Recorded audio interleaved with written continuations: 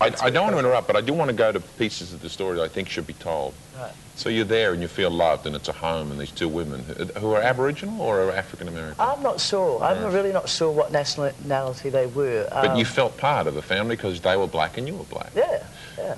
But then your mum comes. Did you see your mum during this time? Yes, every Friday my mother would come to the house and for a couple of hours in the afternoon, and she would visit me.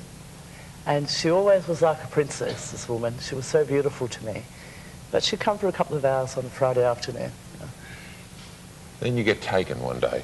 Yeah. She comes to the house and decides to take you out of there. Yeah, she came to the house after a party, and she was horrified. You know, there was overflowing ashtrays and, you know, bottles everywhere and bodies everywhere. You know, she just walked through this house and said, no way, no way. And so she took me away from the house, and it was really, really sad for me. And it was very, very sad for my...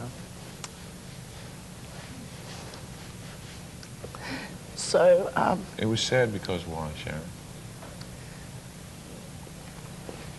It was the only home I'd known, and it was a good house, you know. Yeah. And... where you went next wasn't good. No, I went to the nuns, to a convent, and I didn't understand. I was very, very little. And I didn't understand why this was supposed to be better than what I had.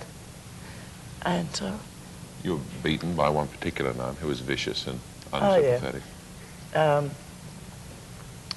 I was a bedwetter.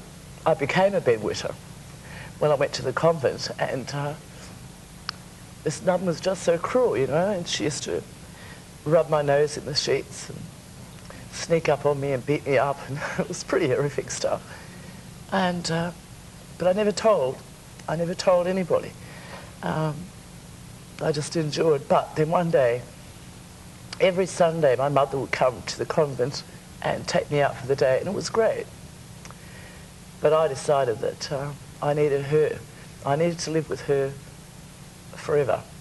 And if that wasn't going to happen, I mean, there was no way that my mother could take me out of there. And so I took myself out of there. I used to climb over a giant-sized wall and walk through the streets at night trying to find my mother's house. How old were you? 7. And it took me till I was 12 to make it all the way. So for 5 years you're leaping the wall looking for your mum? Yeah, all the time. And everybody say to me, you keep doing this, we're going to expel you. And I just think, great. That's what I want. And, but I persevered and persevered. And so I just kept going over the wall and promising my mother I wouldn't do that again. So you mentioned you find your mum at 12. Yeah. And only because of the cruelty that you described of your grandmother's attitude towards you, it could not have been easy living with your mother. That there was racism within the family. Oh, yeah, but I dealt with that. I didn't care what my grandmother was dishing out. All I needed was to be with my mum. Did she ever tell you who your dad was? Who, my mother? Yeah. Oh, no. Every time I asked who my father was, he was dead. He was an American serviceman. The ship left Australia, the ship sunk, and he's dead, gone. And that was the story I was told all my life. Till when? Until I faced my mother about just a few years ago with his name. You wanted to know his name? I wanted to know his name, and so I asked my mother a few years ago if she told me his name. We had big family fights, my mother and I. She really didn't want to talk about her past. You know, I had to get on with life and forget about her past, you know, that was it.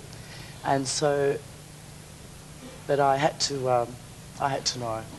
So eventually... How did you get it out of her after 40 years? Well, it took a bottle of scotch. It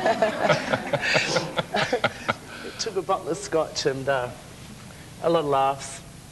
And then when she least expected it, I said, hey, do I look like my father? And she burst into tears. And she said she really loved him. And she couldn't talk about him. And I said, I don't need you to talk about him. I just want you to tell me his name. Just tell me his name, and I'll leave you alone, I promise. And so she told me his name. Yeah.